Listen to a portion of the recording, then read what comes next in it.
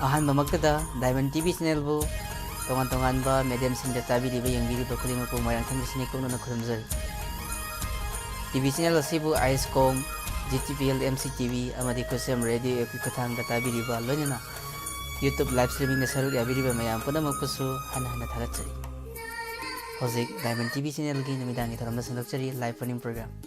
tharammasida ikoina sizinajariba number 7007070808 number sida call tawbidaktana tharamasibu saruk yabiyu amadi mapung phanbi amuktanga hana 7005707808 number asida call tawbidaktuna tharamasibu mapung phanbi nasigi tharammasigi ahanba caller paikhatchagi hello hello taram lokchari ai moibungdei roni thagachari madam ahamba phongjabani adu aidi sei sapuju kaya haite aduna noi makanum sandabiro hoi hoi kisu kaide tharam nasisi live phone program sei khanbagi tharamni ado madam kari mathel sabirage madam bu ai kanon kari khamen sak tawre morom melaga hawo mathel amsu sabire ado ngasigi live phone program sei khanbagi tharammasida kari sei tabining ba habi apun sangandaga rande surira kan boini sapa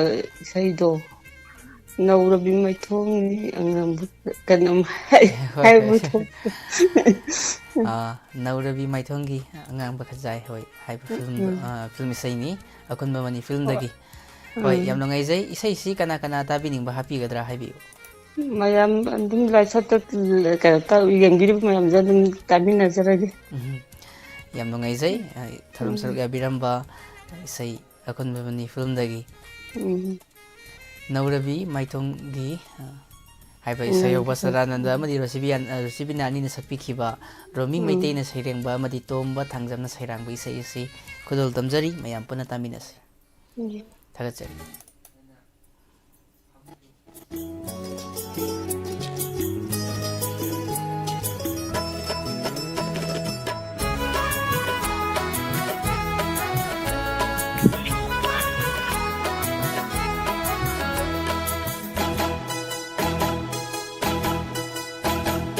Naurabi maithongi angangba khajai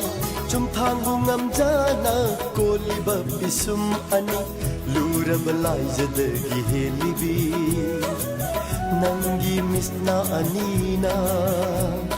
luna tumin yang lapadi kari pau khongo chaliba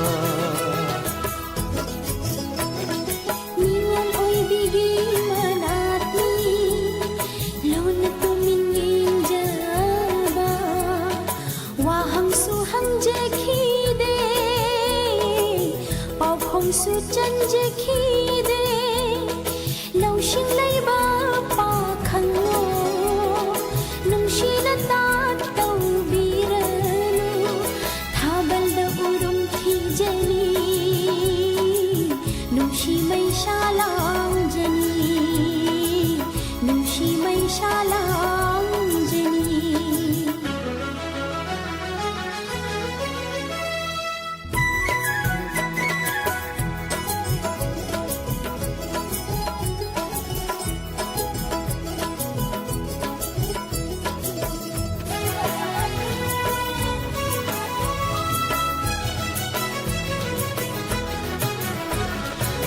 Jako loita khelai on thok na bu pakchaida leirang ta khelai na khamban jabini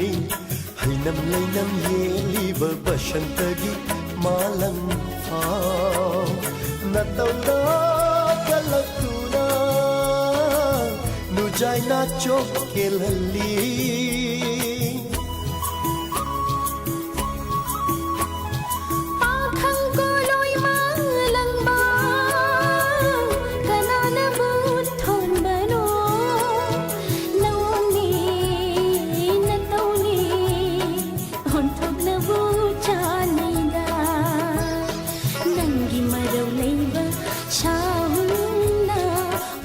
Sanu matagum ningon ay gina chom kelhan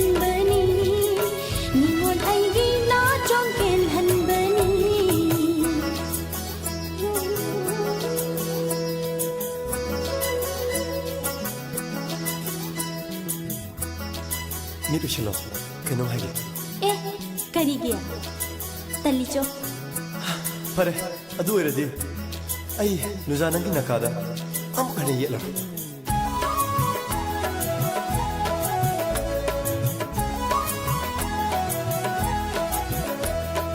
ꯎꯅ ꯍꯧꯕ ꯑꯣꯏꯅ ꯆꯥꯎꯕ ꯈꯣꯅ ꯍꯧꯕ ꯈꯝꯕꯜꯖꯥꯎ ꯅꯇꯧ ꯌꯦꯡꯒꯤꯂꯛꯅꯕꯅꯤ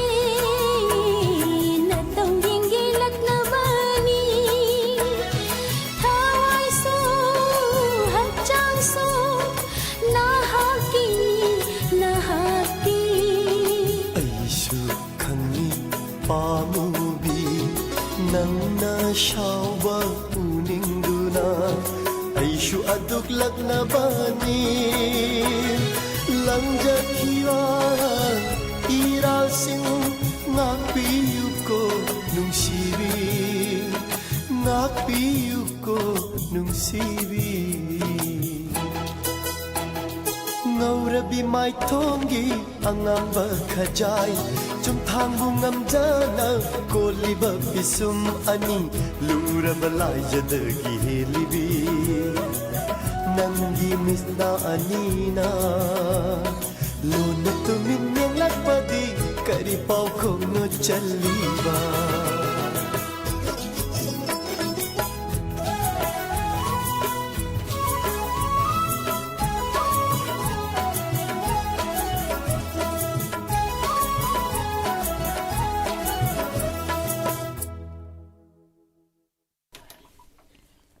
ꯊꯥꯒꯠꯆꯔꯤ ꯌꯥꯝ ꯐꯖꯕ ꯏꯁꯩ ꯑꯃ ꯈꯟꯕꯤꯔꯝꯗꯨꯅ ꯃꯌꯥꯝ ꯄꯨꯟꯅ ꯇꯥꯃꯤꯟꯅꯈ꯭ꯔꯦ ꯑꯗꯨꯒ ꯂꯥꯏꯞ ꯆꯥꯠꯇ ꯅꯧꯅ ꯆꯪꯕꯤꯔꯛꯏꯕ ꯃꯌꯥꯝꯕꯨꯁꯨ ꯇꯔꯥꯝꯅ ꯑꯣꯛꯆꯔꯤ ꯃꯍꯧꯁꯥꯅ ꯉꯁꯤꯒꯤ ꯋꯦꯗꯅꯁꯗꯦ ꯅꯨꯃꯤꯠ ꯑꯁꯤ ꯂꯥꯏꯞ ꯆꯥꯠ ꯑꯗꯨꯝ ꯁꯟꯗꯣꯛꯆꯕꯅꯤ ꯑꯗꯨꯕꯨ ꯂꯥꯏꯞ ꯐꯅꯤꯡ ꯄ꯭ꯔꯣꯒ꯭ꯔꯥꯝ ꯑꯣꯏꯅ ꯑꯣꯟꯊꯣꯛꯆꯔꯦ ꯅꯨꯡꯊꯤꯟꯗ ꯏꯆꯦ ꯄꯨꯁꯄꯥ ꯍꯣꯏ ꯏꯆꯦ ꯅꯤꯔꯃꯂꯥ ꯍꯣꯏꯅꯁꯨ ꯁꯨꯝ ꯂꯦꯞꯇꯅ ꯆꯠꯊꯕ ꯊꯧꯔꯝ ꯑꯣꯏꯕꯅ ꯅꯨꯃꯤꯗꯥꯡꯒꯤ ꯊꯧꯔꯝꯁꯤꯗ ꯈꯤꯇꯪ ꯁꯦꯝꯗꯣꯛ ꯁꯦꯝꯖꯤꯟ ꯇꯧꯖꯔꯒ ꯃꯌꯥꯝꯒꯤ ꯅꯨꯡꯉꯥꯏꯅꯕ ꯁꯤꯟꯖꯕꯅꯤ ꯑꯗꯨꯒ ꯂꯥꯏꯞ ꯆꯥꯠꯇ ꯆꯪꯕꯤꯔꯛꯏꯕ ꯏꯆꯦ ꯃꯕꯦꯝ ꯀꯛꯆꯤꯡ ꯇꯔꯥꯝꯅ ꯑꯣꯛꯆꯔꯤ ꯃꯣꯔꯦ ꯀꯥꯏꯀꯨ ꯄ꯭ꯔꯕꯤꯟꯁꯟ ꯇꯔꯥꯝꯅ ꯑꯣꯛꯆꯔꯤ ꯊꯧꯔꯝ ꯌꯥꯎꯕꯤꯔꯛꯄ ꯑꯕꯦ ꯕꯤꯗ꯭ꯌꯥꯁꯣꯔꯤ ꯇꯔꯥꯝꯅ ꯑꯣꯛꯆꯔꯤ ꯏꯆꯦ ꯂꯥꯡꯂꯦꯟ ꯇꯣꯟꯅ ꯁꯦꯝ ꯊꯥꯒꯠꯆꯔꯤ ꯊꯥꯏꯕꯦꯝꯃ ꯊꯣꯛꯆꯣꯝ ꯇꯔꯥꯝꯅ ꯑꯣꯛꯆꯔꯤ ꯂꯣꯏꯅꯅ ꯀꯥꯔꯐꯤꯌꯥ ꯂꯥꯏꯁ꯭ꯔꯝ ꯌꯨꯝꯈꯥꯏꯕꯝ ꯍꯦꯂꯦꯟ ꯃꯣꯏꯔꯥꯡ ꯈꯨꯅꯧ ꯅꯦꯅꯦꯕꯨꯁꯨ ꯇꯔꯥꯝꯅ ꯑꯣꯛꯆꯔꯤ ꯏꯃꯥ ꯏꯕꯦ ꯌꯥꯏꯃ ꯒꯨꯔꯨꯃꯌꯨꯝꯕꯨꯁꯨ ꯇꯔꯥꯝꯅ ꯑꯣꯛꯆꯔꯤ ꯄ꯭ꯔꯚꯥꯕꯇꯤ ꯂꯤꯛꯃꯥꯕꯝ ꯃꯦꯗꯥꯝꯕꯨꯁꯨ ꯇꯔꯥꯝꯅ ꯑꯣꯛꯆꯔꯤ ꯂꯣꯏꯅꯅ ꯅꯤꯔꯣꯗꯥ ꯂꯣꯏꯇꯣꯡꯕꯝ ꯊꯥꯒꯠꯆꯔꯤ ꯃꯦꯗꯥꯝ ꯊꯧꯔꯝ ꯁꯔꯨꯛ ꯌꯥꯕꯤꯔꯛꯄ ꯃꯃꯥ ꯏꯕꯦꯝꯍꯜ ꯅꯤꯡꯊꯧꯈꯣꯡꯗꯒꯤꯁꯨ ꯇꯔꯥꯝꯅ ꯑꯣꯛꯆꯔꯤ ꯑꯦꯜꯕꯤꯟ ꯅꯤꯡꯊꯧꯖꯝꯕꯨꯁꯨ ꯇꯔꯥꯝꯅ ꯑꯣꯛꯆꯔꯤ ꯔꯤꯇꯥ ꯊꯣꯛꯆꯣꯝ ꯊꯥꯒꯠꯆꯔꯤ ꯊꯧꯔꯝ ꯌꯥꯎꯕꯤꯔꯛꯄ ꯔꯤꯅꯥ ꯊꯥꯡꯖꯝ ꯊꯥꯒꯠꯆꯔꯤ इचे गंगारानी कोलकाता सरांगथेम प्रिया दार्शनी इचे बुसु तराम नोक्चरी इचे याम नोंगाइजै थरम यावबिरक्पा इचे रोबिता थागचरी थरम यावबिरक्पा इचे लिनथोय डायमंड टीवी की मॉडरेटर इचे बुसु थागचरी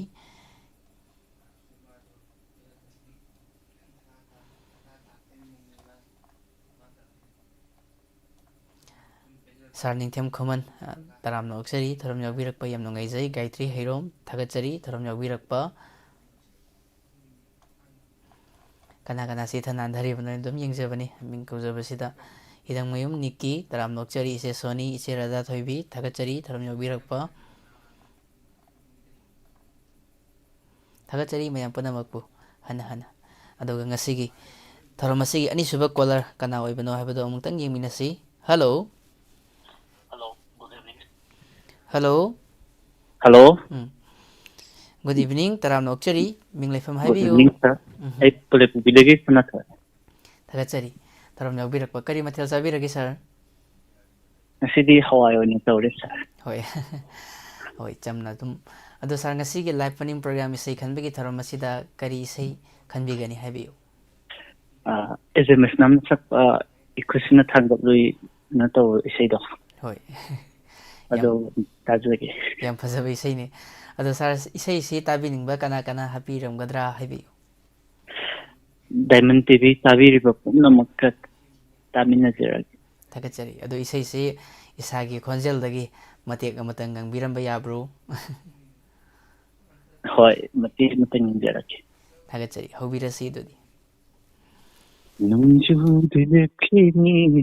ꯏꯔꯥꯡ ꯂꯤꯁꯤꯟꯊꯔꯤ ꯑꯋꯥꯕ ꯂꯣꯠꯂꯒ ꯃꯥꯏꯊꯣꯡꯗ ꯅꯨꯞꯄꯅꯤ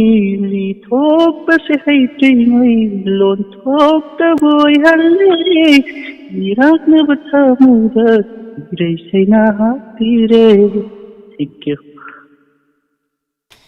ꯊꯥꯒꯠꯆꯔꯤ ꯌꯥꯝ ꯐꯖꯅꯁꯨ ꯈꯨꯗꯣꯜ ꯇꯝꯕꯤꯔꯝꯃꯤ ꯃꯇꯦꯛ ꯑꯃꯇꯪ ꯑꯣꯏꯔꯕꯁꯨ ꯊꯥꯒꯠꯆꯔꯤ ꯁꯥꯔꯕꯨ ꯁꯥꯔꯒꯤ ꯏꯁꯩ ꯈꯨꯗꯣꯜ ꯇꯝꯖꯔꯤ ꯃꯌꯥꯝ ꯄꯨꯟꯅ ꯅꯨꯡꯉꯥꯏꯅ ꯇꯥꯃꯤꯟꯅꯁꯤ Thank you. ꯊꯥꯒꯠꯆꯔꯤ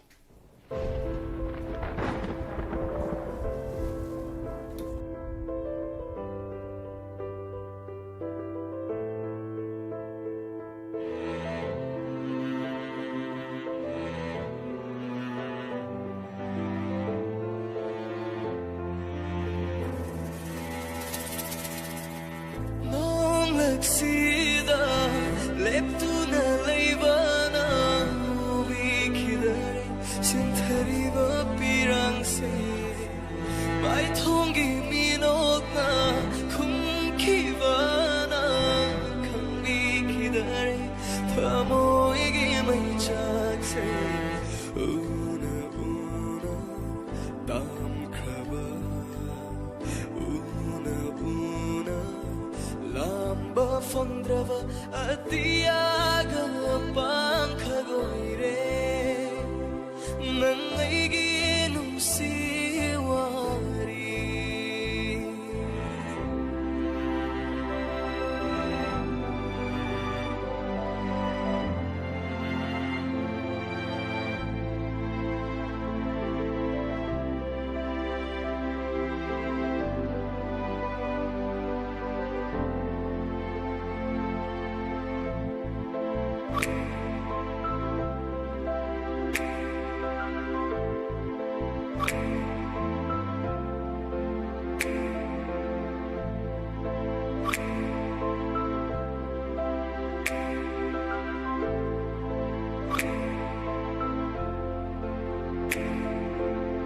ꯅꯪꯅ ꯑꯇꯤꯌꯥꯅꯤ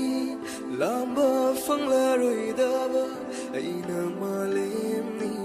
ꯌꯦꯡꯖꯕꯗ ꯉꯥꯏꯍꯧꯔꯕ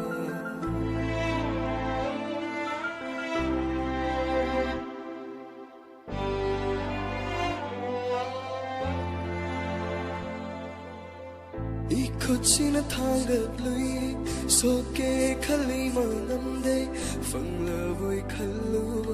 바이신베드 야우름데 날리다니 이기 낭시바세 강나 강나 망한 방안다래 윗망드 딜레이리 강나 오이제닝 바세 우나 우나 따이신 방안다래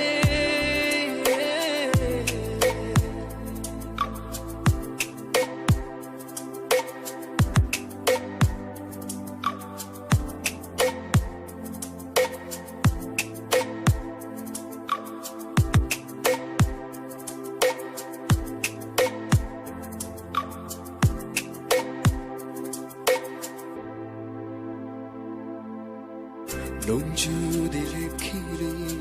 비랑 비신타리 아와발로다가 마이통다 높아니 리톡바세 하이트리가이 론톡다 보이 할래 이락나바 타모이라 이래체나 하피레 리톡바세 하이트리가이 론톡다 보이 할래 이락나바 타모이라 이래체나 하피레 감잡아 남들수 찐발 통시다 가우잡아니 타모이시나 남따부 낙심나바 야드라바 닝잡아 땅아이라바 돌바나니 기와리오이 호레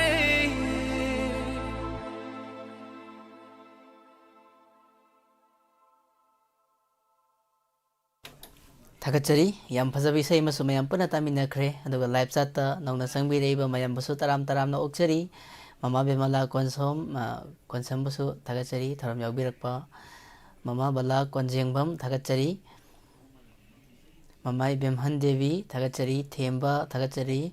ꯊꯧꯔꯝ ꯌꯥꯎꯕꯤꯔꯛꯄ ꯌꯥꯝ ꯅꯨꯡꯉꯥꯏꯖꯩ ꯂꯣꯏꯅꯅ ꯅꯤꯡꯉꯣꯝ ꯊꯣꯏꯕꯤ ꯊꯥꯒꯠꯆꯔꯤ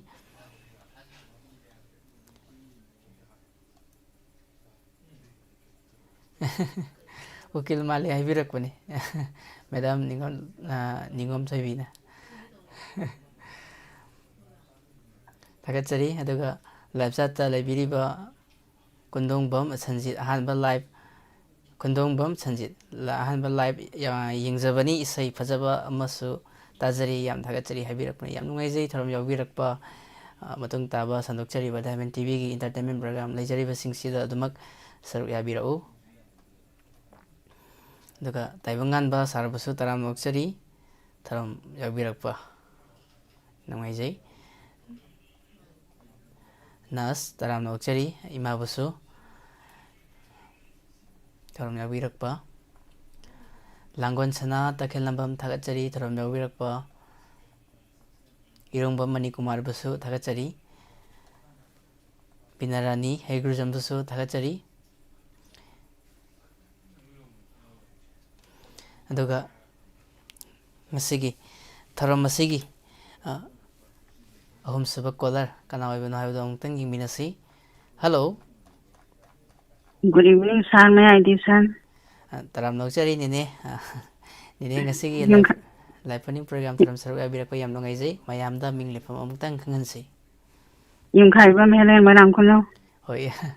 ꯅꯦꯅꯦ ꯀꯣꯜ ꯐꯪꯕꯤꯔꯛꯄ ꯊꯥꯒꯠꯆꯔꯤ ꯂꯥꯏꯞ ꯆꯥꯠꯇꯁꯨ ꯉꯁꯥꯏ ꯎꯖꯈ꯭ꯔꯦ ꯅꯦꯅꯦꯁꯦ ꯑꯗꯨꯝ ꯊꯧꯔꯝꯁꯤ ꯍꯣꯏ ꯑꯗꯣ ꯅꯦꯅꯦ ꯉꯁꯤꯒꯤ ꯂꯥꯏꯞ ꯆꯥꯠ ꯂꯥꯏꯞ ꯐꯅꯤꯡ ꯄ꯭ꯔꯣꯒ꯭ꯔꯥꯝ ꯊꯧꯔꯝ ꯑꯁꯤꯗ ꯀꯔꯤ ꯏꯁꯩ ꯇꯥꯕꯤꯗꯣꯏꯅꯣ ꯍꯥꯏꯕꯤꯌꯨ Aroi babida filamdagi Kunjoy Kumar na sakpa MKG na sairengba Kunjoy Kumar masana sairang waisai. Sarlo ko ngasidi athawbai do dajagi. ꯍꯣꯏ ꯑꯗꯣ ꯅꯦꯅꯦ ꯉꯁꯤꯁꯤꯕꯨ ꯀꯔꯤ ꯃꯊꯦꯜ ꯆꯥꯕꯤꯔꯒꯦ Ngasidi kamsoi na sajare maya. ꯍꯣꯏ ꯆꯝꯅ ꯆꯥꯕꯅ ꯍꯛꯆꯥꯡ ꯑꯗꯨꯝ ꯅꯨꯡꯉꯥꯏ ꯅꯦꯅꯦ ꯑꯗꯣ ꯅꯦꯅꯦ ꯉꯁꯤꯒꯤ ꯁꯟꯗꯣꯛꯆꯔꯤꯕ ꯊꯧꯔꯝ ꯑꯁꯤꯗ ꯅꯦꯅꯦꯒꯤ ꯏꯁꯩꯁꯤ ꯃꯇꯦꯛ ꯑꯃꯇꯪ ꯈꯨꯗꯣꯜ ꯇꯝꯕꯤꯔꯝꯕꯗꯤ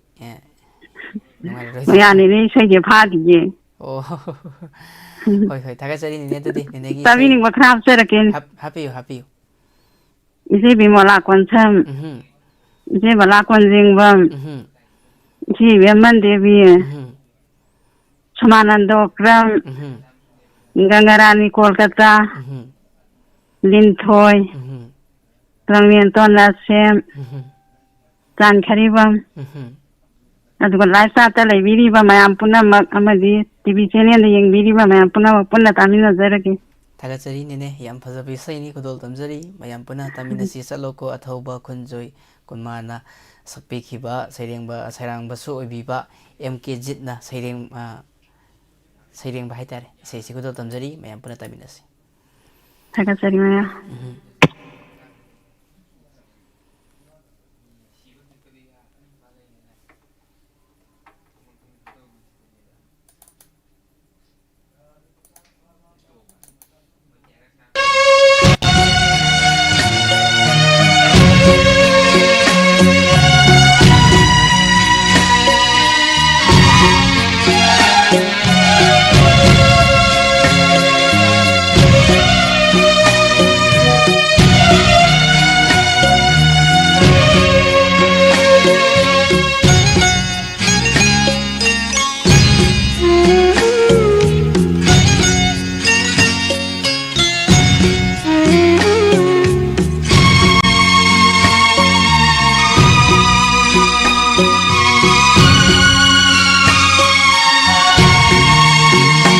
Chatloko ngasidi athauba aikhoigi hayengi damata Chatloko ngasidi athauba aikhoigi hayengi damata Ima laibaki pari laktagi athoiba pathau nongsha sa pangganba Jatloko ngasili Atuba ay ko'y di hayeng gidamata Ay ko'y di hayeng gidamata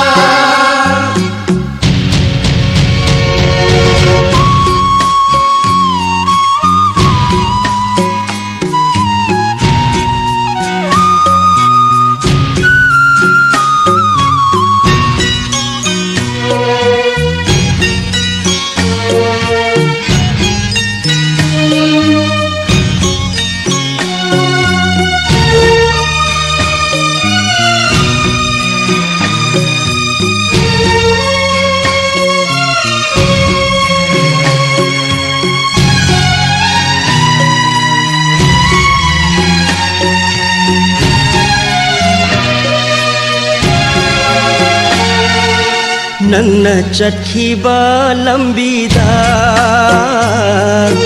Khonggul lirake ai khoina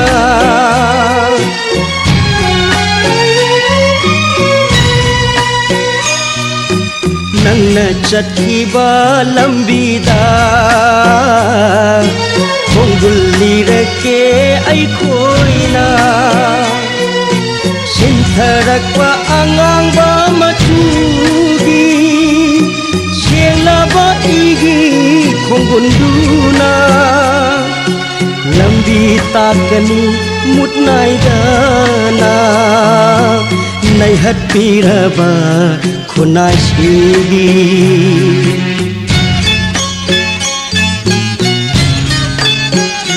Jatloko ngasili Atuba ay ko'y di hayeng gidamata Ay ko'y di hayeng gidamata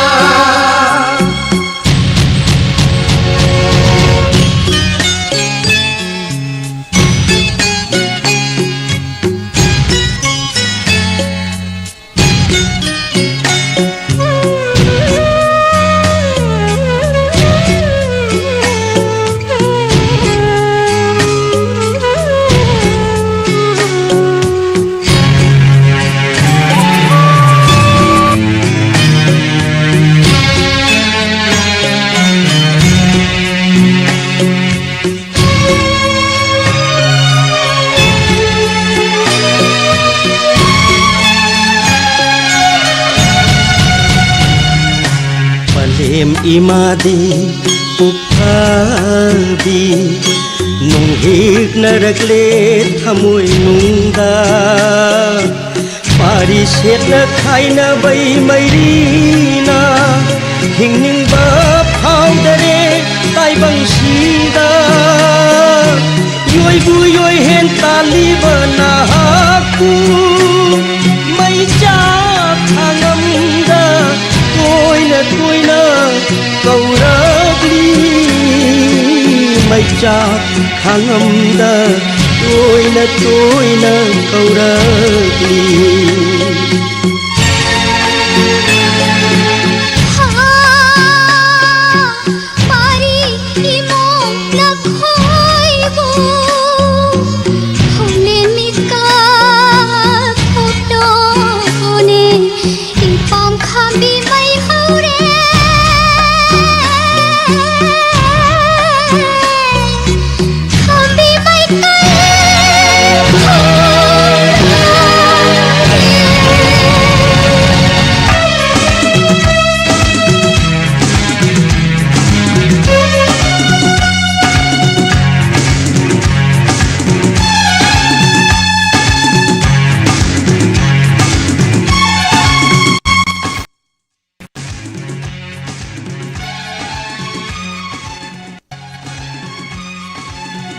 Agachari so fajaba musumay ampuna tani nakre laiba indisay ma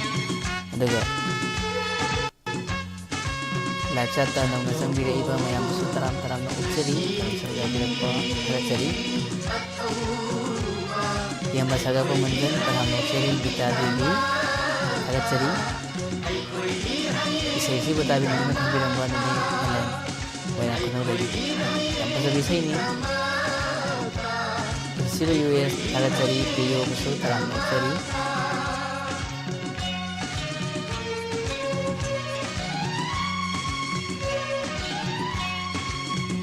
agad cari isai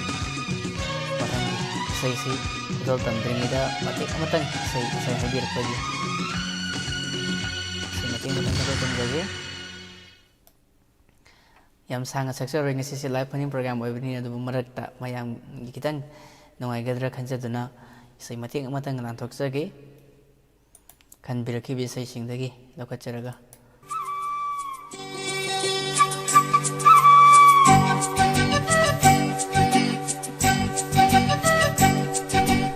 Amoy pandabira nanggu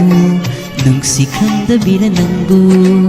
Amoy pandabira nanggu nungsikhandabira nanggu Janabi nangi wakala lupcari ba aine nungsibi nangi mityengda ngaujari ba aine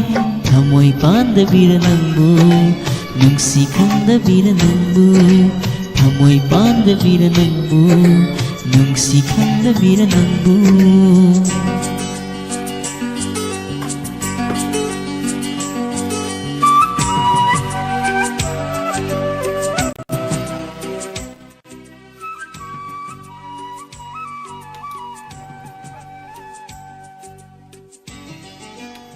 Tagacari isai mati kadum kutul tamjage live paning program oiba maram na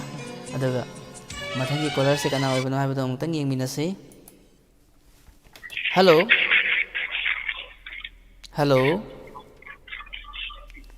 hello Hello, good evening. good evening taram nokchari bingoi phamabiyo Ay hao saban dari mama boni jai bungo. Tagacari mama taram saruk yabirakpa kari mathil sabirage imabu Ngasi yung sa o kayo maya irole tangawang wet tajere. mathil se sab sabe ima ado ima ki mobile se loudspeaker thabi bro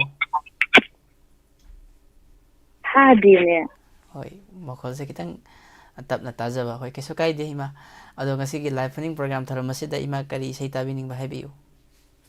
Akun mo mani film dagi tong mo tham jam na sakpa. Mongdam banagi kumai si hana se hobodo du tajere jai bungo. yam nangai jai yam phajabai sai ni tongma thangjamna sakkeba romi meiteina sairengba tongma thangjama samakna sairang bisai si gudul tamjage aduga ima isi kana tabi ning ba hapiram gadra haibiu Diamond TV yang diriba lifestyle kaya diriba mayang adum tami na jai jai bungo ima itu. Tagacari adudi ima isi gudul tamjarage mayam puna taminarasi Tagacari sabiso. Tagacari ima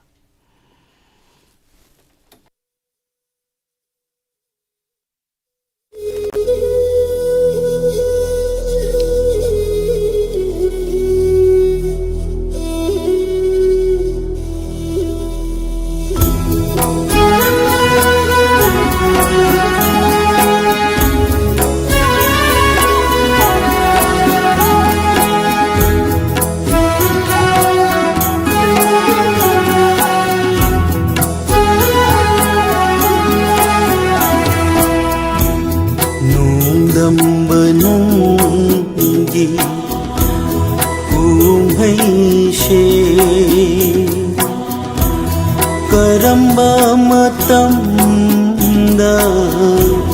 loigaba Karishu khangjadaba nanaida Karamba changinu dahaki Karamba changinu nahaki Nungam banangi umai she karamba matamda loigawa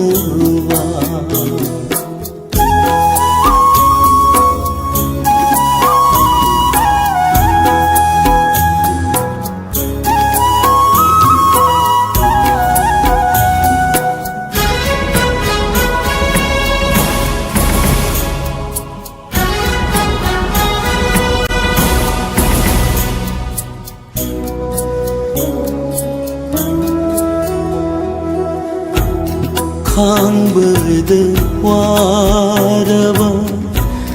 punshishe makhol thokna taklakle yening hulakhidara amukhanna machu thokraba punchi sida machu thokraba punchi sida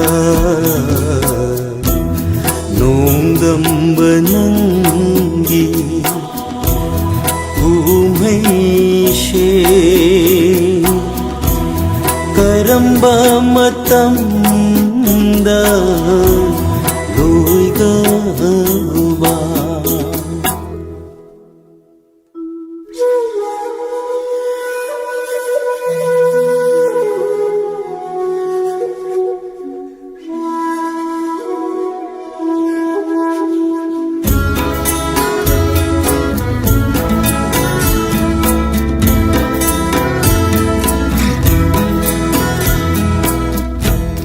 lối khresenu mapokshe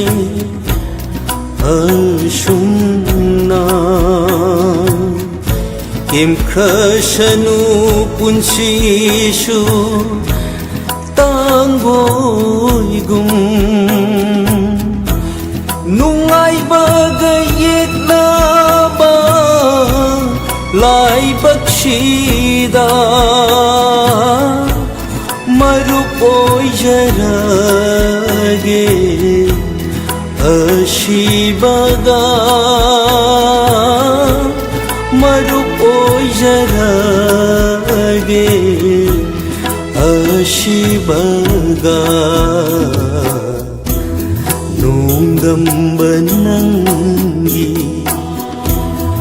umhaishe karamba matamda loigawa karishu khangjadaba nanaida karamba changinu nahaki karamba changinu nahaki nongdam banangi umhaishe karamba matamda loigawa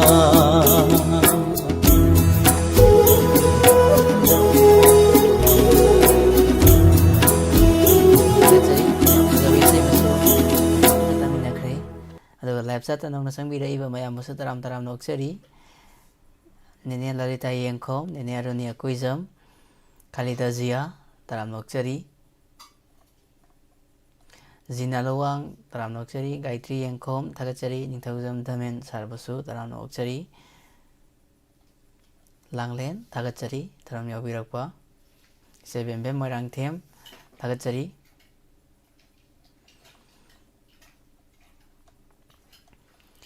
Thagachari mayam punamagpusu hana tombi macha mutum imabusu taramna oksari aduga live chata sangbiraiba amadi han tharamasi basaruk yabi khraba hana kauja khraba singbusu thagachari Rita Thoksom thagachari Sanjrambam tombi sana imabusu thagachari Konjengbam Chinglen taramna okchari sarbusu. Nene Hemalata N taramna okchari. Iyamba PK HLP thagachari. Themba ngasigi tharamasi pung 8:20 chathajagani. Daga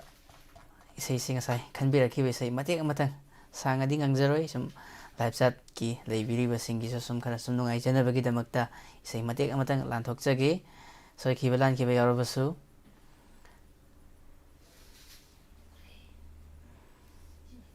sar kanasu kumbidre kaigamba amata khangdabagi hang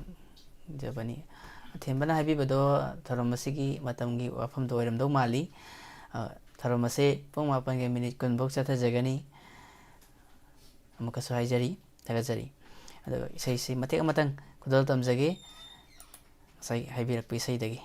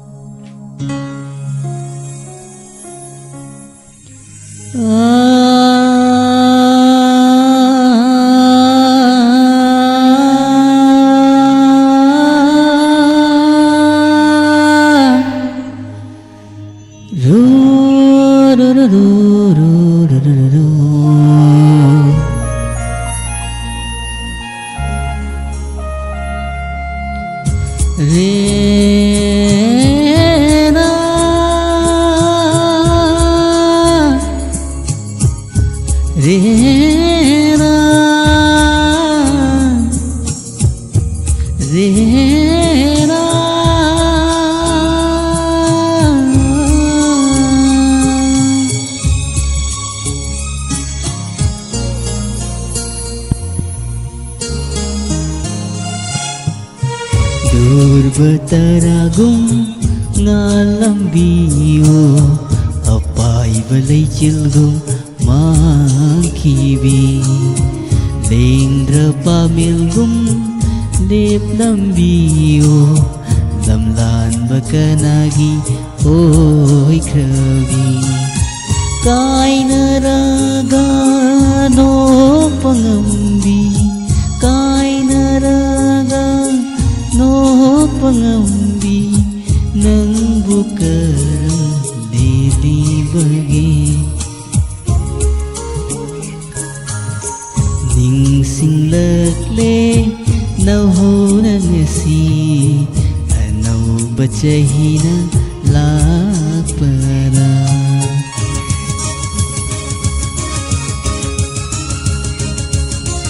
Agak tadi mayang pun muksu isi kodol tamjabada so kibalan kibayar usu mayang ngapi gani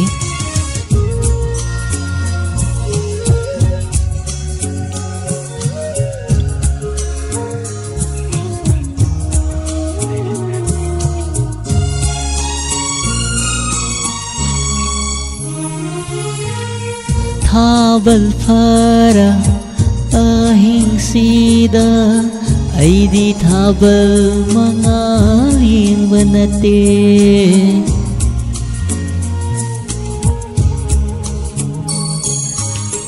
jana binang na thonggalana jatkibanu ying jabani pirang nate sinthariba launam bithamoy dugi chaithengine durbataragum ngalambiyo apai balai cilgu mangkibi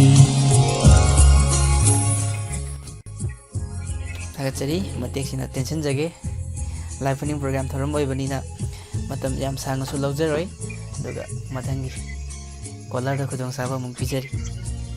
hello Hello, good evening, sir. good evening taram nokchari minglai from habiyu Call to the sir Julie sa Tawal Mujing Digi. thagachari che kari mathel sabirage che Sir Nasi Yendong Mamas Yawe, the Iro Mamas Yawe. ise da mathel lang jaru basidi dum mathel si ha bunga ta sum How would I? nungdang Bazaar, not Lavazina, don't know how to lay. hoy ꯑꯗꯣ ꯏꯆꯦ ꯌꯥꯝ ꯅꯨꯡꯉꯥꯏꯖꯩ ꯉꯁꯤꯒꯤ live ꯐꯅꯤꯡ programme ꯊꯧꯔꯝ ꯑꯁꯤꯗ ꯀꯔꯤ ꯏꯁꯩ ꯇꯥꯕꯤꯒꯅꯤ ꯍꯥꯏꯕꯤꯌꯨ. ꯁꯥꯔ ꯐꯤꯂꯝ ꯅꯨꯡꯁꯤꯔꯨꯔꯦ ꯑꯩꯅ ꯍꯥꯏꯕꯒꯤ ꯇꯥꯏꯇꯜ ꯁꯣꯡ ꯅꯧꯕꯣꯏꯅ ꯁꯛꯄꯗꯣ ꯑꯗꯨ ꯑꯝ ꯇꯥꯖꯒꯦ. ꯊꯥꯒꯠꯆꯔꯤ. ꯑꯗꯣ ꯏꯁꯩ ꯑꯁꯤ ꯀꯅꯥ ꯀꯅꯥ ꯇꯥꯕꯤꯅꯤꯡꯕ ꯍꯥꯞꯄꯤꯒꯗ꯭ꯔꯥ ꯍꯥꯏꯕꯤꯌꯨ. ꯁꯥꯔ ꯂꯥꯏꯐ ꯆꯥꯠꯇ ꯂꯩꯕ ꯂꯣꯏꯅ ꯇꯥꯃꯤꯟꯅꯖꯔꯒꯦ. ꯊꯥꯒꯠꯆꯔꯤ. ꯑꯗꯣ ꯏꯆꯦ ꯏꯁꯩꯁꯤ ꯃꯇꯦꯡ ꯃꯇꯪ ꯈꯨꯗꯣꯜ ꯇꯝꯕꯤꯔꯝꯕ ꯌꯥꯕ꯭ꯔꯣ? ꯍꯣꯏ ꯃꯇꯦꯡ ꯑꯃ ꯁꯛꯀꯦ. ꯅꯨꯡꯁꯤꯔꯨꯔꯦ ꯑꯩꯅ ꯑꯣꯏꯅꯤꯡꯂꯨꯔꯦ ꯅꯪꯁꯦ ꯑꯩꯗꯒꯤ ꯅꯨꯡꯁꯤꯔꯨꯔꯦ ꯑꯩꯅ ꯑꯣꯏꯅꯤꯡꯂꯨꯔꯦ ꯅꯪꯁꯦ ꯑꯩꯗꯒꯤ ꯏꯆꯥꯅꯈꯤꯕ ꯅꯪ ꯑꯩ ꯅꯨꯃꯤꯠꯇꯨꯗꯒꯤ ꯉꯥꯎꯈ꯭ꯔꯕꯅꯤ ꯑꯩꯒꯤ ꯊꯃꯣꯏ ꯑꯁꯦ. ꯁꯤ ꯂꯣꯏꯖꯔꯒꯦ ꯁꯥꯔ. ꯊꯥꯒꯠꯆꯔꯤ. ꯏꯆꯦꯒꯤ ꯌꯥꯝ ꯐꯖꯕ ꯏꯁꯩꯅꯤ ꯅꯨꯡꯁꯤꯔꯨꯔꯦ ꯑꯩꯅ ꯇꯥꯏꯇꯜ ꯁꯣꯡꯅꯤ. ꯅꯨꯡꯁꯤꯔꯨꯔꯦ ꯐꯤꯜꯝꯒꯤ ꯁꯅꯥꯇꯣꯟ ꯅꯤꯡꯊꯧꯖꯥꯅ ꯁꯩꯔꯦꯡꯕ ꯑꯃꯗꯤ ꯈꯦꯂꯦꯟ ꯑꯃꯗꯤ ꯖꯤꯇꯦꯟ ꯑꯅꯤꯅ ꯁꯩꯔꯥꯡꯕ ꯅꯥꯎꯕꯣꯏꯒꯤ ꯈꯣꯟꯖꯦꯜꯗꯒꯤ ꯏꯁꯩ ꯈꯨꯗꯣꯜ ꯇꯝꯖꯔꯤ. ꯃꯌꯥꯝ ꯄꯨꯟꯅ ꯇꯥꯃꯤꯟꯅꯁꯤ. ꯊꯥꯒꯠꯆꯔꯤ.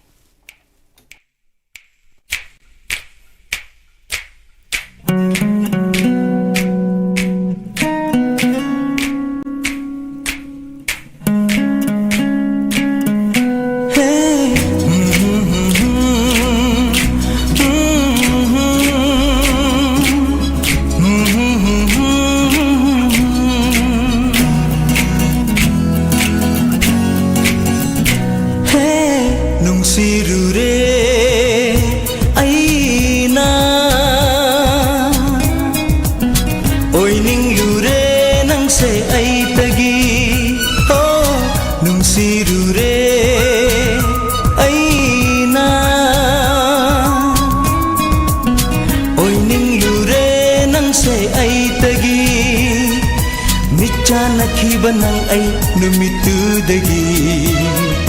ngaukrabani aigi thamoy ase haifam khanda nangi na tauda nungshirure aina oi ninglure nang se ai tagi ho oi ninglure nang se ai tagi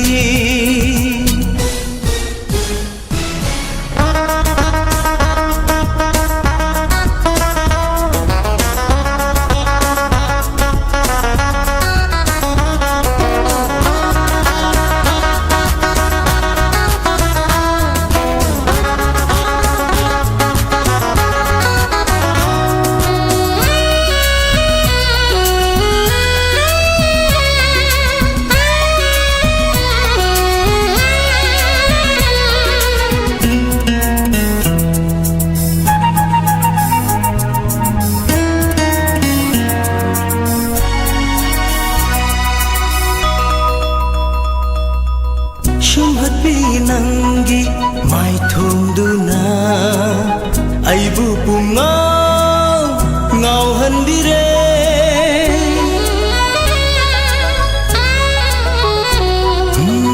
sumhat nangi mai thongduna aibu pungau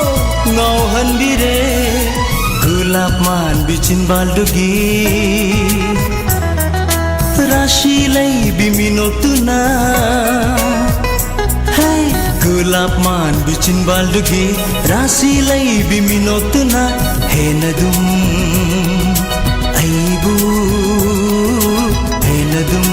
aibu laita fam khandre nungshirure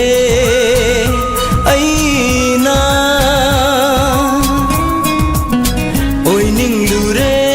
se ai tagi ho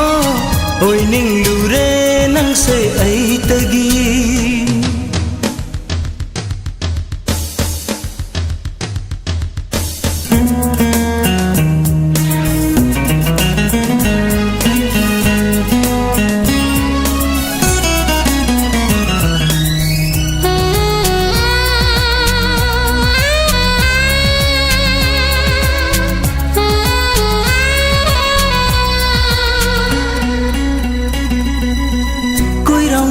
nangi misna anina lona yeng lapa mit yeng duna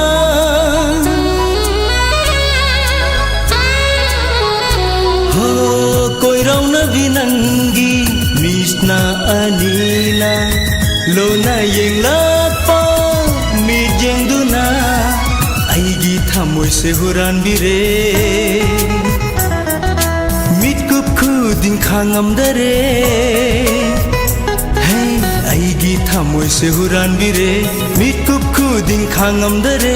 nangi nungshi wakhal sida nungshi rure aina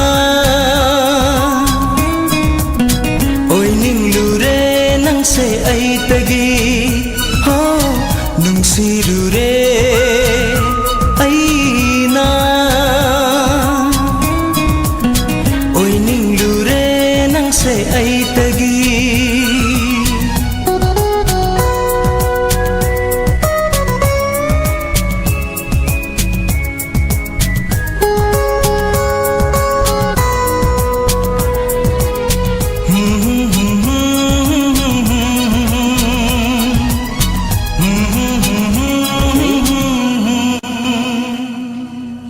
isay masumaya po na tamin nakre aduga live chat nauna sang bira iba Madam Mutum Pramila taram noksari Yamajit Salam thagachari Gayatri Yangkom Nene Somola Somolai Gatun Busu taram noksari Iche Juli Saha taram noksari thagachari taram yabirakpa aduga Mona Lisa Busu taram noksari Waikom Pramavati taram noksari thagachari tharamasibu saruk yabirakpa hana yabirakhrabasing busu hana thagachari aduga mathangi caller si kana oibano haibado amtang yengminasi mama ibem saning thawjam busu taram nokchari yamba Samananda Okram thagachari Pansiba US Rina Thangjam hello taram nokchari minglifam haibiu tawjaraiba ai fan number phojing tining dege hawaibam ibot tawbas yam nongai jai sar ngasigi live paning program Diamond TV na sandokchariba numidangi tharamasi da saruk yabirakpa kari mathil sabirage ngasigidi kenodi nga thonge he nga kopta hoi ahawa mathil amasa sabire ado ngasigi isai khanbagi tharamasi da kari isai tabining bahabi longnung gilaija haidaba khitrum mayom be sori ka khudrom na boy ke singina bado ka sambi je kumar gi mayek ten sar ta khamjege ajege hoi yam nongai ba yam phajabi isai ni ado sari isai si kana tabining bahapiram gadra haibi Diamond TV yeng bidi bala satellite bidi mayam pulam na oina tamina dege sar thagachari sargi sai kudol tamjarak lagi mayam puna taminarasi hoi sar thagachari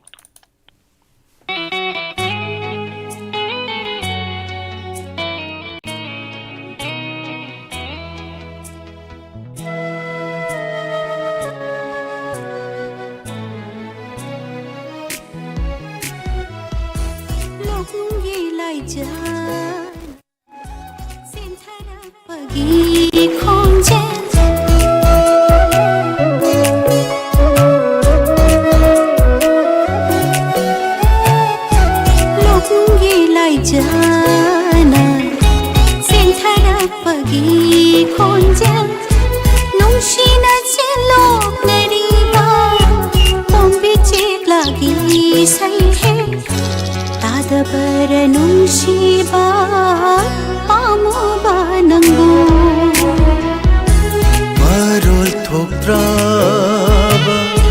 jingjaugi wang pukning huraba sanbanara atiyagi niyengi ihul khandavaranum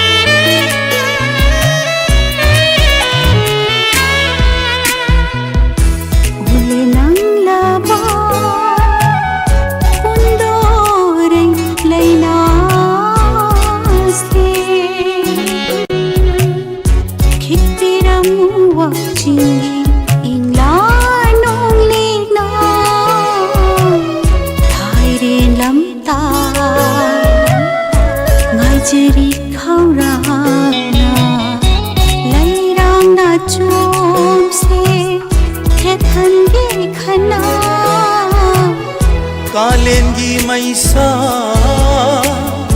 लाग्सनु Chama Chama O ingagi nongju lising lising punamak miragi thaval ni thaval nangnabu inata lairi makai lingana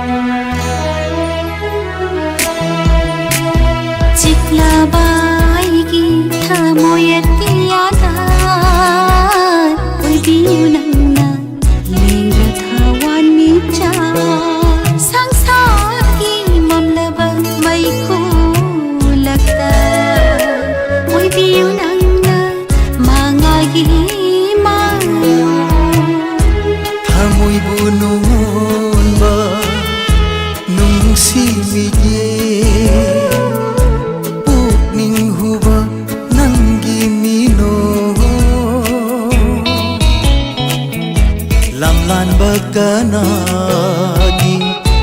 oi kini pakacai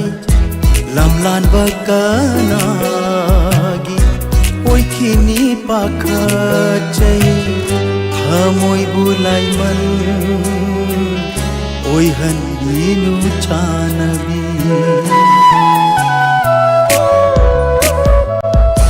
lok nunggi lai jana pagi khonjal nungshina chelok nariba pombi chek lagi sai he tadabar nungshiba pamuba nangbu marol thokraba jingjaugi wang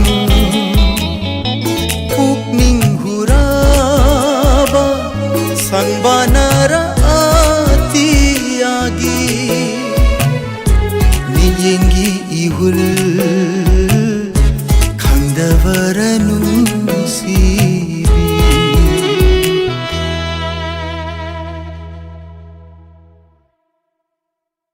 Thagatsari yam phajaba isai maso taminakhre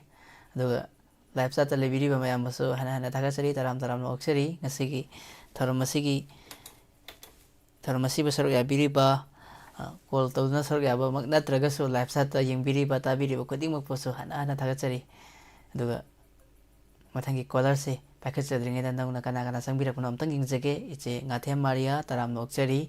iche palmai thagatsari taram yabirakpa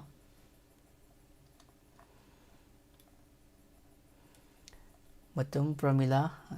taram noksari amukasu thagatsari aduga ngasai hangbirakhiba pung 8 minute kun fauba call packet chagani aduga adumai thamjage 8 makhai haitare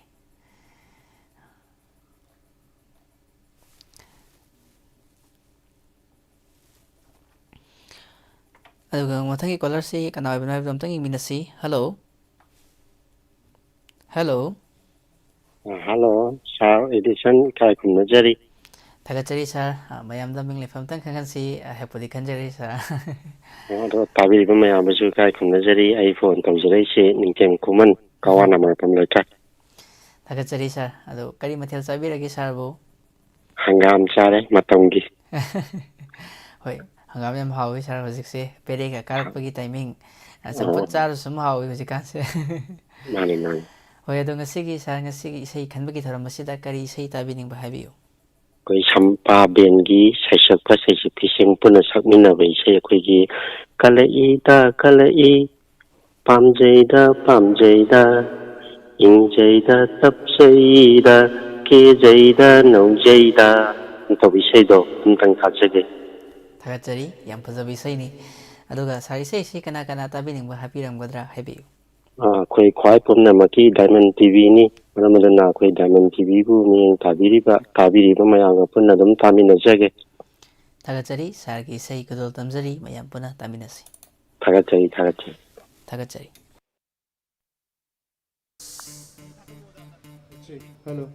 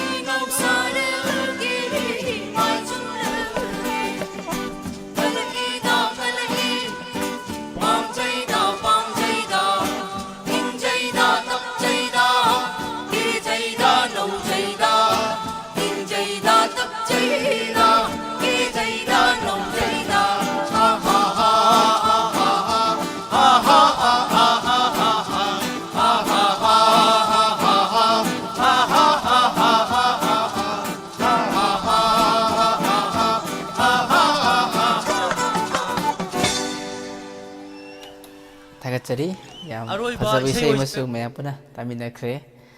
ꯁꯝꯄꯥ ꯕꯦꯟꯗꯒꯤ ꯁꯥꯔ ꯅꯤꯡꯊꯦꯝ ꯈꯨꯃꯟꯅ ꯈꯟꯕꯤꯔꯝꯗꯨꯅ ꯃꯌꯥꯝ ꯄꯨꯟꯅ ꯇꯥꯃꯤꯟꯅꯈ꯭ꯔꯦ ꯊꯥꯒꯠꯆꯔꯤ ꯊꯧꯔꯝ ꯑꯁꯤꯗ ꯅꯧꯅ ꯆꯪꯕꯤꯔꯛꯄ ꯃꯌꯥꯝꯕꯨꯁꯨ rosemary ꯁꯤꯜꯁꯤ ꯊꯥꯒꯠꯆꯔꯤ ꯏꯆꯦ ꯊꯧꯔꯝ ꯁꯔꯨꯛ ꯌꯥꯕꯤꯔꯛꯄ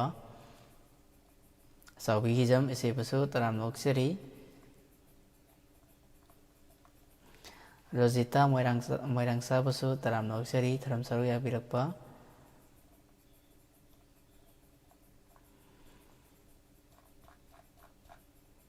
ꯊꯥꯒꯠꯆꯔꯤ ꯏꯆꯦ ꯊꯪꯉꯝꯕꯤ ꯅꯤꯡꯊꯧꯖꯝ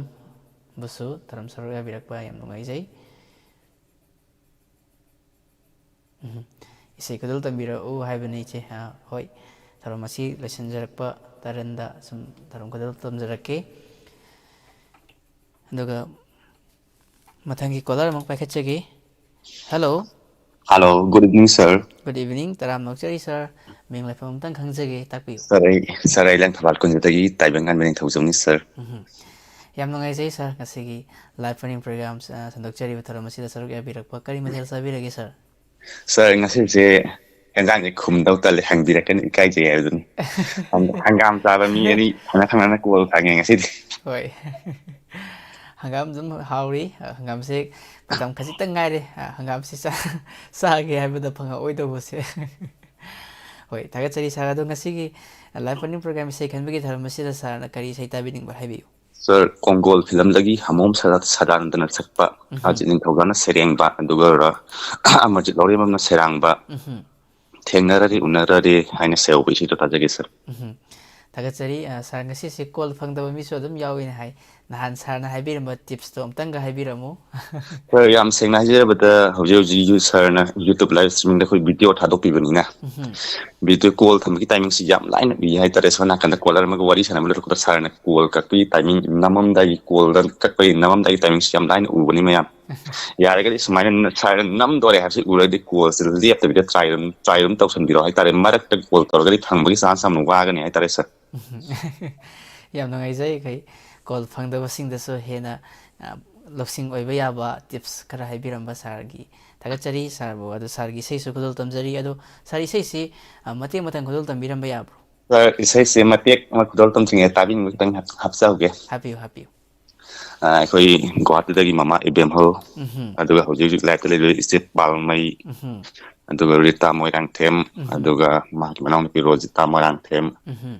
ꯑꯗꯨꯒ ꯂꯣꯏꯅꯅ ꯗꯥꯏꯃꯟ ꯇꯤꯚꯤ ꯆꯦꯅꯦꯜ ꯑꯁꯤꯕꯨ ꯊꯋꯥꯏ ꯌꯥꯎꯅ ꯂꯥꯏꯐꯇ ꯑꯃꯗꯤ ꯂꯥꯏꯐ ꯇꯤꯚꯤꯒꯤ ꯈꯨꯠꯊꯥꯡꯗ ꯌꯦꯡꯕꯤꯔꯤꯕ ꯈꯨꯗꯤꯡꯃꯛꯀ ꯂꯣꯏꯅꯅ ꯇꯥꯃꯤꯟꯅꯖꯒꯦ ꯊꯥꯒꯠꯆꯔꯤ ꯑꯗꯨꯗꯤ ꯁꯥꯔꯒꯤ ꯏꯁꯩ ꯃꯇꯦꯛ ꯃꯇꯪ ꯈꯨꯗꯣꯜ ꯇꯝꯕꯤꯔꯝꯃꯨ ꯁꯥꯔ ꯈꯤꯇꯪꯗꯤ ꯈꯣꯟꯖꯦꯜꯁꯦ ꯐꯥꯔꯞ ꯇꯧꯗꯧ ꯃꯥꯜꯂꯦ ꯏꯪꯕꯅꯤꯅ ꯃꯇꯦꯛ ꯑꯃꯇꯪ ꯌꯦꯡꯖꯔꯝꯃꯒꯦ ꯍꯣꯏ ꯍꯣꯏ ꯊꯦꯡꯅꯔꯔꯦ ꯎꯅꯔꯔꯦ ꯅꯪ ꯑꯩ ꯃꯄꯣꯛꯇ ꯅꯤꯡꯁꯤꯡꯕꯤꯔꯦ ꯈꯪꯅꯍꯜꯂꯦ ꯅꯨꯡꯁꯤꯅꯧ ꯍꯥꯏꯅ ꯊꯃꯣꯏꯅ ꯈꯟꯖꯩ ꯅꯪꯁꯦ ꯑꯩꯒꯤ ꯍꯤꯡꯂꯝꯕꯅꯤ ꯌꯥꯖꯕꯅꯤ ꯑꯩꯅ ꯅꯪꯕꯨ ꯑꯩꯒꯤ ꯑꯣꯏꯖꯕ ꯁꯥꯔ ꯁ꯭ꯋꯥꯏꯗ ꯂꯣꯏꯁꯤꯟꯖꯔꯒꯦ ꯌꯥꯝ ꯐꯖꯅꯁꯨ ꯈꯨꯗꯣꯜ ꯇꯝꯕꯤꯔꯝꯃꯤ ꯁꯥꯔ ꯑꯏꯪꯕ ꯃꯔꯛꯇꯒꯤ ꯏꯪꯅ ꯏꯪꯅ ꯑꯣꯏꯔꯒꯁꯨ ꯍꯥꯏꯖꯔꯨꯕꯗ ꯏꯁꯩ ꯈꯨꯗꯣꯜ ꯇꯝꯕꯤꯔꯝꯕ ꯍꯥꯏꯅꯤꯡꯉꯥꯏ ꯂꯩꯇꯅ ꯊꯥꯒꯠꯆꯔꯤ ꯁꯥꯔꯒꯤ ꯏꯁꯩꯁꯨ ꯈꯨꯗꯣꯜ ꯇꯝꯖꯔꯤ ꯃꯌꯥꯝ ꯄꯨꯟꯅ ꯇꯥꯃꯤꯟꯅꯁꯤ ꯊꯦꯡꯛ ꯌꯨ ꯁꯥꯔ ꯊꯥꯒꯠꯆꯔꯤ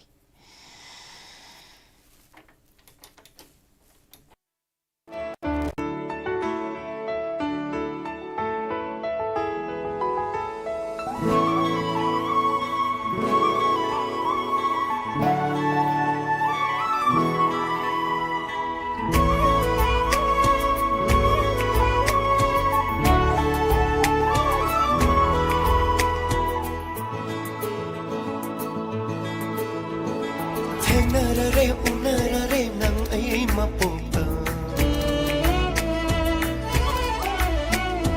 ꯏꯟꯁꯤꯟꯕꯤꯔꯦ ꯊꯨꯡꯅꯍꯜꯂꯦ ꯅꯨꯡꯁꯤꯅꯧ ꯍꯥꯏꯅ ꯊꯃꯣꯏꯅ ꯈꯟꯖꯩ ꯅꯪꯁꯦ ꯑꯩꯒꯤ ꯍꯤꯡꯂꯝꯕꯅꯤ ꯌꯥꯖꯕꯅꯤ ꯑꯩꯅ ꯅꯪꯕꯨ ꯑꯩꯒꯤ ꯑꯣꯏꯖꯕ ꯊꯦꯡꯅꯔꯔꯦ ꯅꯨꯡꯁꯤꯅꯔꯦ ꯅꯪ ꯑꯩ ꯃꯄꯣꯛꯇ ꯏꯟꯁꯤꯟꯕꯤꯔꯦ ꯊꯨꯡꯅꯍꯜꯂꯦ ꯅꯨꯡꯁꯤꯅꯧ ꯍꯥꯏꯅ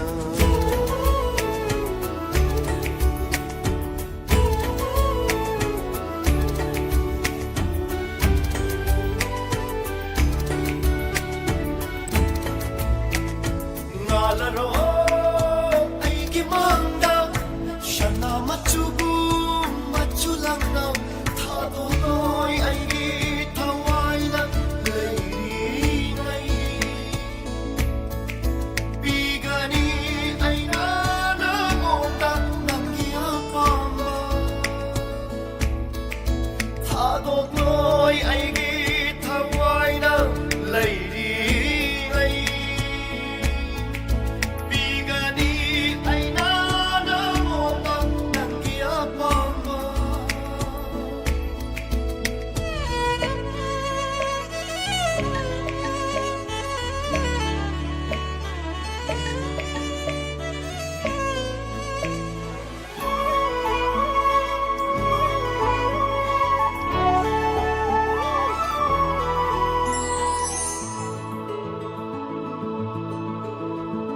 마이통도놓고 타모이나 뺀게 남기 미놓고 딩아이기 오이가니 이낙달라요 랭다나라요 아와누아이 꿈바난나 까울리 하도토이 아이기 타와이나 레이링아이 비가니 아이나 나모나 남비아마 하도토이 아이기 타와이나 레이링아이 비가니 아이나 나모나 남기아마 탱나라레 우나라레 랑아이 마포가 인신들의 통나할래 tuk시나 우하이나 타모이더 간자이 낭세 아이기 랑바니 야자바니 아이나 남무 아이기 오이자 타모이더 간자이 낭세 아이기 랑바니 Thagachari mathangi caller last caller tharamasi pakhachage. Hello. Hello, sir. Good evening. Good evening. Ming lefam aibiyo. I number 9 dagi onamida. Thagachari che tharam saruk abirakpa adong ise ngasigi live phone program ise khanbagi tharamasi da kari ise tabi gadabi se na last caller so ibire. Sir, learning the say tang the dure laiba. Last naga tuling ko bang sa pa say the dure tabe. Thagachari che ise kana tabi ning ba hapiram godra haibiyo. Ta ro ni na say the ning kra sa ke. Happy. Ahambada len popom dai che su sinti. Aduga len du khaibam che Maria Juli Saha. Mamai bin tani thogdam gada thuipi. Dai bung jen bung samananda duka ji chala che Maria Jaya. Mayam la che tala yo mayam punan tamin na sa. Thagachari aiche ngasigi tharamasi last caller si che na vire daga ise kodal tamja ge mayam puna tamina rasi edudi. Thank you. Thagachari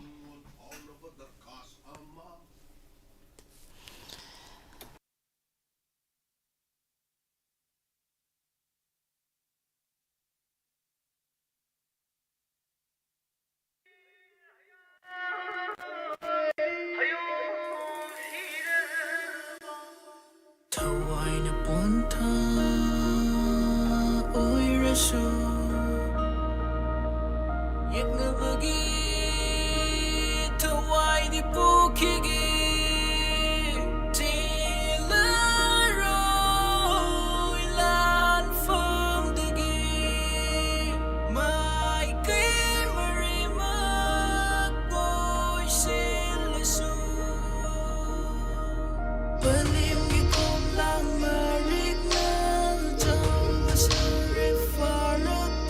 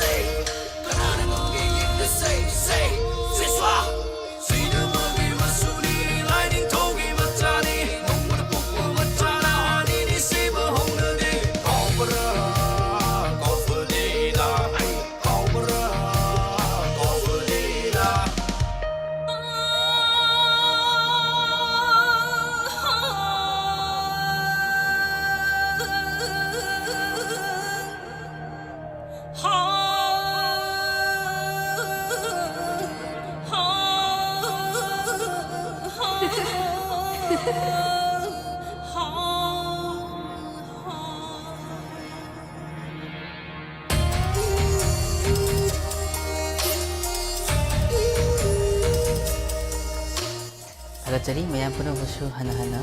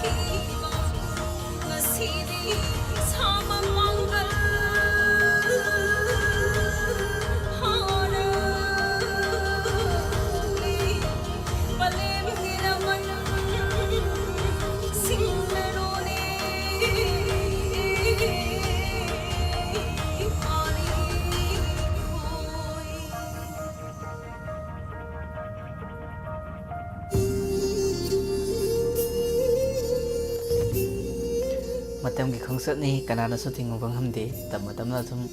chat khibana tharo masi loisin jana bagi tanja do yusan jarakle loisalak pasida mayam gi damak tai sai mate matang kudol tum jaram ge aduga tharo masi loisin jage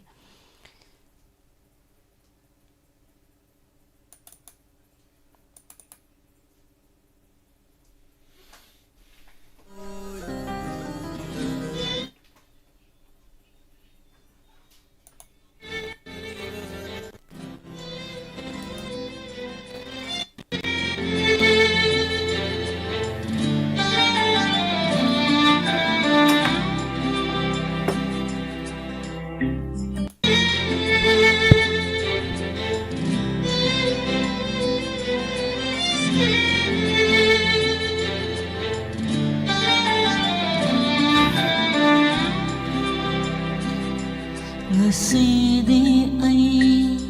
ichum-chum na lalhaure Sinahodraba pansigi kong ta amana Inalaiba misyak ama oy hale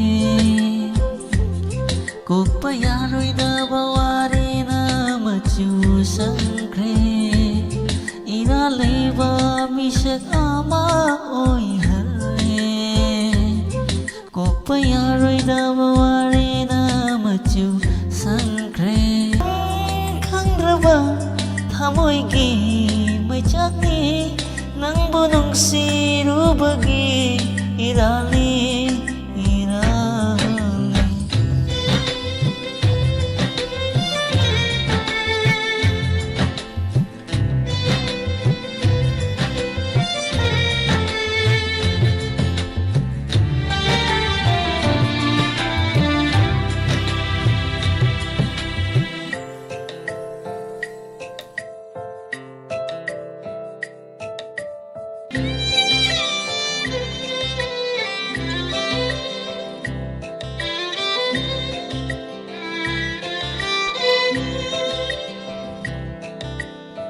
Mapal thonggi saktamna awaba mandraba aige mai thongni aige mai thongni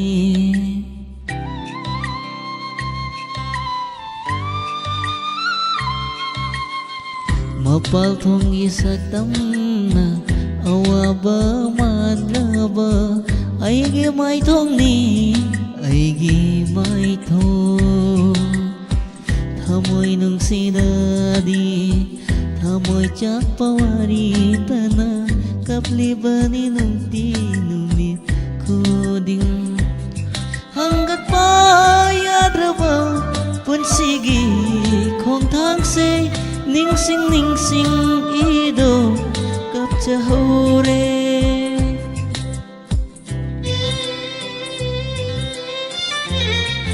Tagacari mayang puna magpusu isa-isi kudol tamjaraga tharam asi loisanjage mathang ki tharamda amuk yamba olen gamuk mayang puna sarga minasi mathang ki tharamda entertainment program mayam gidamakta igi yamba olen na lanthokjange kaukthoknaba hotnariba aigi wakhalsina ningsingbadi asum hengatlai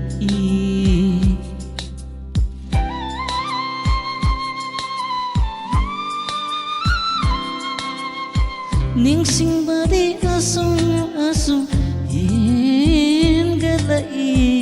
ay tagi mangnaba nangna silasu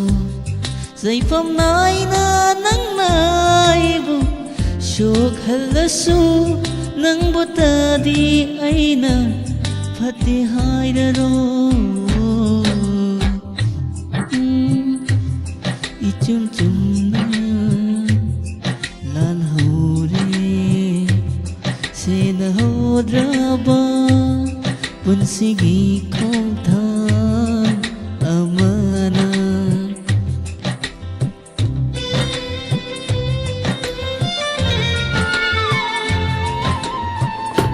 Tagacari mayam puna magpusu hana-hana nasagi tharam asibu tongan-tongan ba medium singda TV channel sing ISCOM YouTube live streaming loinana kusim radio ki khotanga tabikhiba amadi kudingmakpu tagacari live chat tasar gabikhiba kudingmakpusu mathangi tharamda gi yam olena entertainment program amuk sandok jahange tharamadu mayam puna muk sarga minasi hojiki oinadi mayamdagi lapthokchari hayeng pumpham asimaktada mayam puna muk thengnaminasi